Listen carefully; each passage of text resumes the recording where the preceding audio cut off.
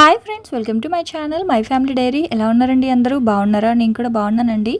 మీరందరూ ఎలా ఉన్నారో నాకైతే కామెంట్ సెక్షన్లో కామెంట్ చేయండి. సో ఇంక ఇది వచ్చేసి సండే మార్నింగ్ వ్లాగ్ అనమాట. సో ఇవాళ మేము మార్కెట్కి వెళ్ళి ఏమేమి కొనుక్కున్నాం, వాటిని ఎలా స్టోర్ చేసుకున్నాం, ఏమేమి వండాను, ఇవన్నీ కూడా మీతో షేర్ చేస్తాను. సో ఫస్ట్ ఏంటంటే ఇంకా ఇంట్లో పని అన్నీ అంటే మార్కెట్ నుంచి మళ్ళీ ఇంటికి వెళ్ళేసరికి లాస్ట్ వీక్ లేట్ అయిపోయింది. అందుకని ముందుగానే ఏం చేశానంటే అందరికీ టిఫిన్స్ అవి పెట్టేసి ఇంట్లో పని చేసుకొని 9 o'clockకి బయలుదేరామన్నమాట. సో ఇక్కడ ఇప్పుడు ఏంటంటే ఫస్ట్ మటన్ తీసుకుందాం అని చెప్పేసి మటన్ షాప్కి వచ్చాము. అక్కడైతే మటన్ తీసుకున్నాను. ఆ తర్వాత ఇవాళ మటన్తో పాటు కొంచెం మటన్ ఫ్యాట్ ఉంటుంది కదా, సో కొవ్వు అంటాం, సో అది కూడా తీసుకున్నాను. గోంగూరతో కాంబినేషన్ బాగుంటుంది కదా అని చెప్పేసి తీసుకున్నాను. గోంగూర కలిపి మటన్ కొవ్వు తో కలిపి చేస్తాను అనమాట. ఎప్పుడు చేయలేదు, ఫస్ట్ టైమే. వేరే వాళ్ళు తీసుకుంటుంటే ఎందుకో నాకు కూడా తీసుకోవాలనిపించి ఒక 50 రూపీస్కి అలా అడిగి తీసుకున్నాను అనమాట మటన్ ఫ్యాట్ అనేది. సో చూద్దాం కూర ఎలా వస్తుందో. అలాగే ఇంక ఇక్కడ ఆకుకూరలన్నీ కూడా ఫ్రెష్గా ఉన్నాయి, ప్లస్ ఈవిడ కొంచెం బాగానే ఇస్తారు. అందుకని చెప్పేసి ఇంకా గోంగూర తీసుకున్నాను. ఆ తర్వాత చుక్క కూర ఇవన్నీ తీసుకున్నా. ఇంక ఇది వచ్చేసి ఇది ఎలా ఉందంటే చామంతి పువ్వు ఆకులు ఉంటాయి కదా, చామంతి ఆకులు అట్లా ఉన్నాయి. చామంతి పువ్వు మొక్కకి ఆకులు ఉంటాయి అలా ఉన్నాయి.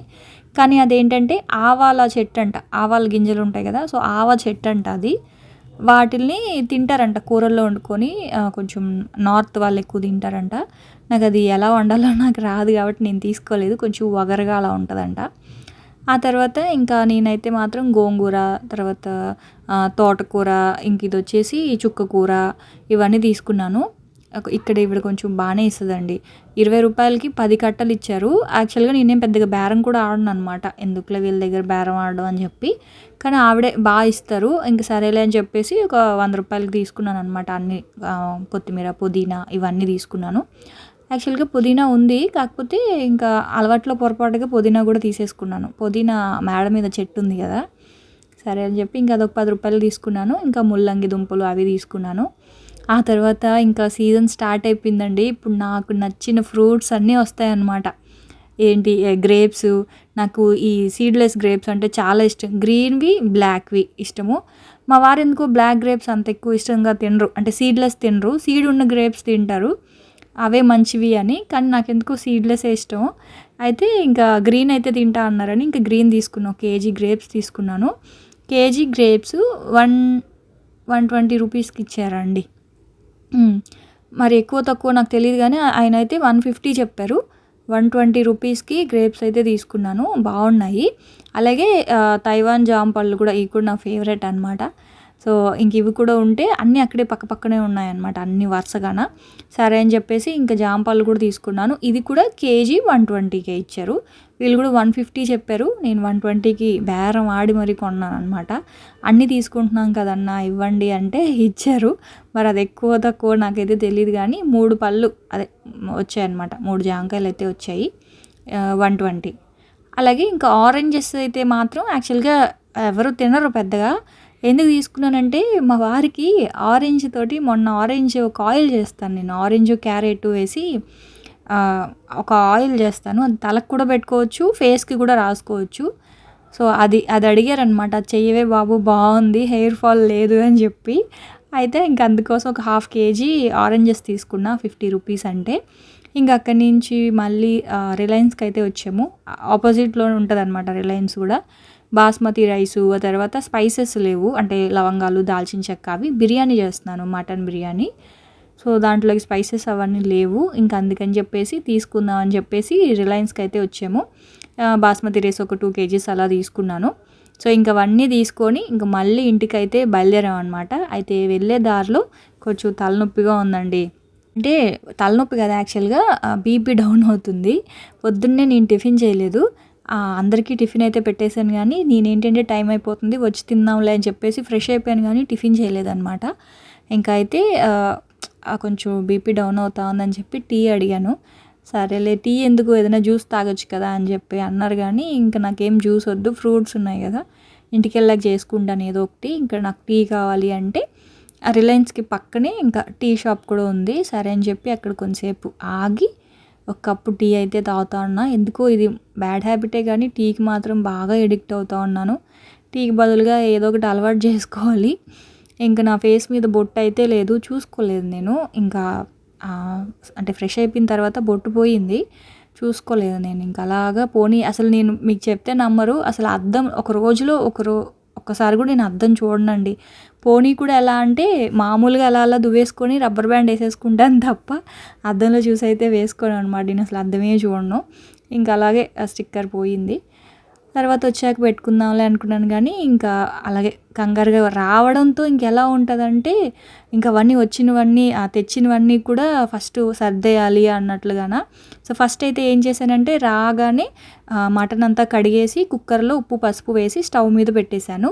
బాస్మతి రైస్ నానబెట్టేశాను అనమాట. సో అది అయిపోయింది అనుకోండి, అవి ఉడికే లోపల అంటే మటన్ ఉడికే లోపల ఫ్రూట్స్ ఇవన్నీ సర్దేద్దామని చెప్పి, ఫ్రూట్స్ ఏంటంటే అలా ఓపెన్ చేసి పెడితే ఈగలు వస్తాయి కదా, ముసురులు అంటాం, చిన్న చిన్నవి దోమల్లాగా వస్తాయి. అవి వస్తాయని చెప్పేసి వేటికి సపరేట్గా కవర్స్లో పెట్టేసి దాని మీద ఒక క్లాత్ కప్పి పక్కన పెట్టేశాను. ఆ తర్వాత తెచ్చుకున్న ఆకుకూరలు ఉన్నాయి కదా, అవేంటి అంటే మామయ్యకి ఇచ్చేసాను. గోంగూర ఏమో మామయ్య ఒలిచిస్తానని చెప్పారు. తర్వాత ఇంకా ఈ తోటకూర, చుక్కకూర, ఇంక ఇవన్నీ ఉంటాయి కదా, ఇవన్నీ ఏంటంటే వెంటనే వండేం కదండి, ఒక 1 వీక్ అలా పడుతుంది. అంటే మధ్యలో ఎప్పుడు వండుతానో నాకు తెలీదు. సో అందుకని చెప్పేసి ఇంకా వీటిని ఏంటి అంటే నా దగ్గర ఈ ఫుడ్ కవర్ ర్యాప్ అండి ఇది. ఇవి ఏమని అడగాలి అని అడిగారు. బ్లింకిట్లో ఆర్డర్ చేశానండి. ఇది 50 రూపీస్. ఇది కనుక ఉందనుకోండి, మనకి పెద్ద పెద్ద వెజిటబుల్స్ కానీ లేదా ఇట్లా ఎక్కువ క్వాంటిటీలో ఆకుకూరలు ఇవి ఉన్నప్పుడు మన దగ్గర కవర్లు తర్వాత బాక్సెస్ ఉండవు కదా ఇంత పెట్టడానికి. అలాంటప్పుడు ఈ ర్యాప్లో, ఈ కవర్ ర్యాప్లో కనుక ఇలా చుట్టేస్తే పాడవకుండా ఉంటాయి, ఫ్రెష్గా ఉంటాయి, ప్లస్ మనకి కనిపిస్తూ ఉంటాయి కూడా కదా. సో ఎక్కువ క్వాంటిటీ ఉన్న అవి ఇలా చేస్తూ ఉన్నాను అనమాట. అంటే కాలీఫ్లవరు, క్యాబేజు, ఇట్లా ఎక్కువ పెద్ద పెద్దవి ఉంటాయి కదా. సో వాటి కోసం మనం బాక్సెస్ తేలేం కదా. అలాంటప్పుడు ఈ కవర్ ఇలా ర్యాప్ చేసేసి పెట్టేస్తా. ఎందుకంటే మీరు చూసారు కదా, అది ఇలాగా ముడుచుకుపోతుంది అనమాట. ఇలా మనం ఇలాగా ప్రెస్ చేయగానే కవర్ అంతా కూడా ముడుచుకుపోయి ఇంకా వదిలేదు, పట్టుకుపోయి ఉంటుంది అనమాట కవరు. సో వాటిల్లో అలా పెట్టేశాను. ఇది 1 వీక్ కాదండి, 2-3 వీక్స్ అయినా సరే ఆకులు ఏం పాడవు. అయినా అన్ని రోజులు స్టోర్ చేయమని నేను ఎప్పుడు చెప్పనండి. అన్ని రోజుల వరకు ఉంటాయి అని మాత్రమే చెప్తాను తప్ప ప్రతిదీ అన్ని రోజులు స్టోర్ చేయండి అంటే, మొన్న నేను టమాటాలు, ఉల్లిపాయలు ఒక వీడియో చేశాను కదా. సో దాంట్లో టమాటాస్ అన్ని డేస్ ఎందుకు భారతి స్టోర్ చేయడం అని అడిగారు కదా. అన్ని డేస్ నేను స్టోర్ చేయమని నేను చెప్పలేదండి. అంటే అన్ని రోజులు నిలవ ఉంటాయి అని నా ఉద్దేశం తప్ప అన్ని రోజులు నిల్వ చేసుకొని తినండి అని కాదు.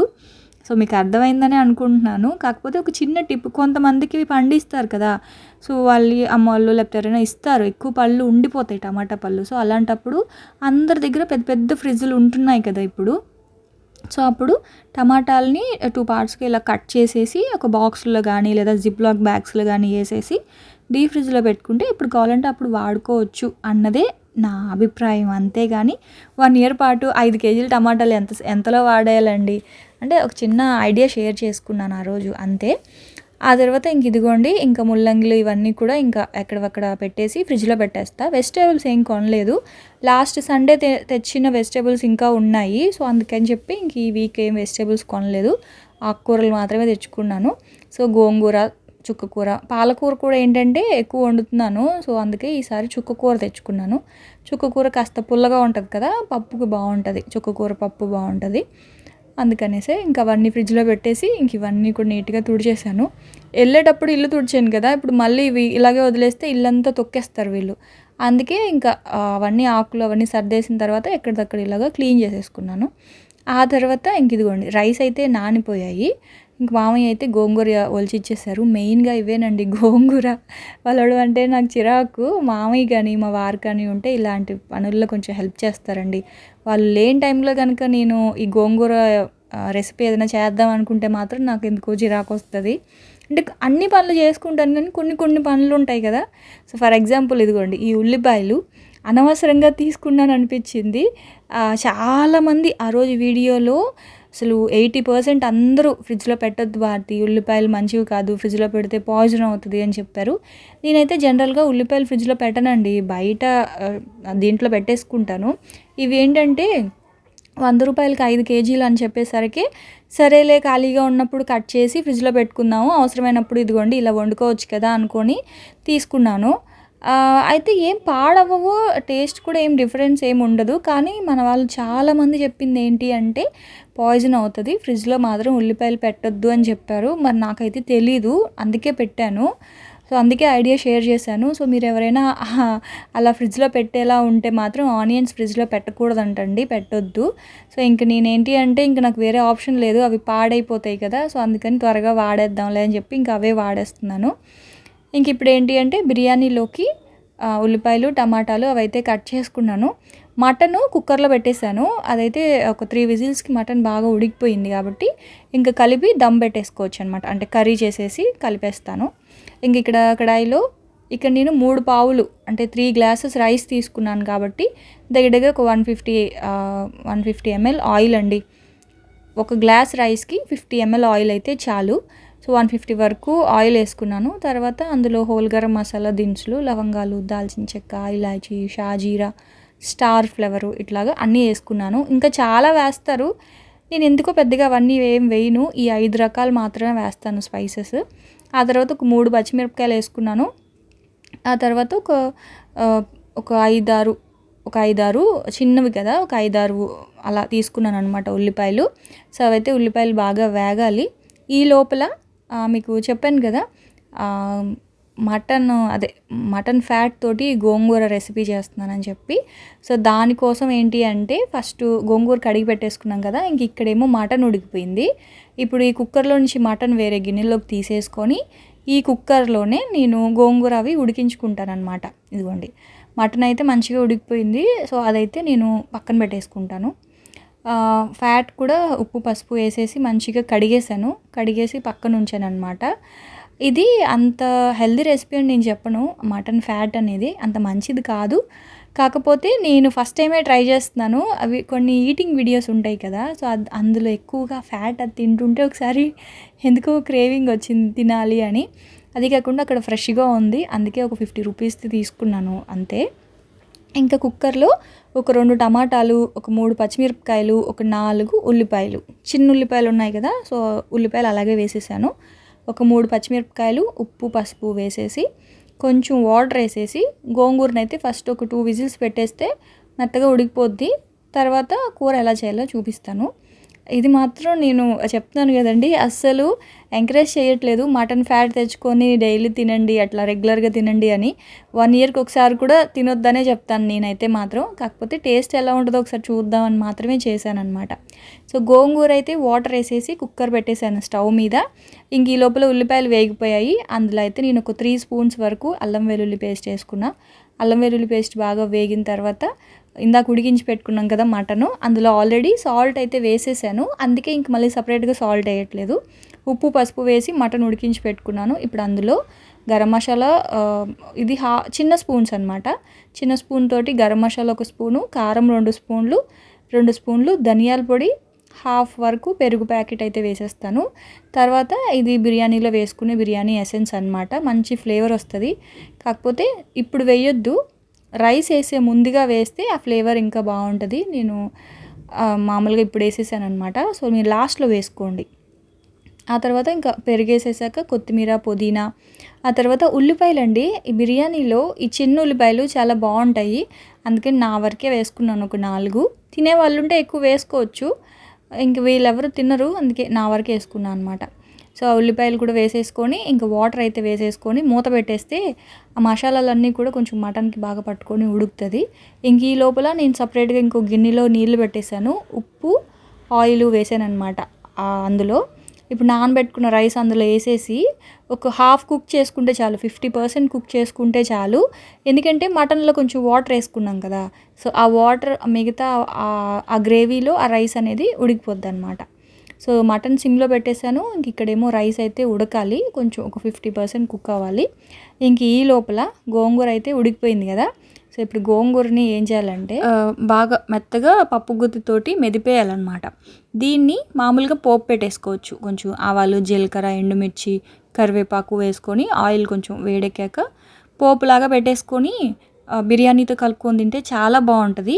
నాకు బిర్యానీతోటి ఈ గోంగూర పులుసు చాలా ఇష్టం అండి. చాలా దగ్గరలో ఏంటి అంటే మనకి షేర్వా ఇస్తారు కదా, బిర్యానీతోటి కొంచెం గ్రేవీ ఇస్తారు. వైజాగ్ అంతా కూడా గ్రేవీయే ఇష్టపడతారు. మా ఇంట్లో కూడా అందరూ ఎక్కువ ఇష్టపడతారు గ్రేవీయే.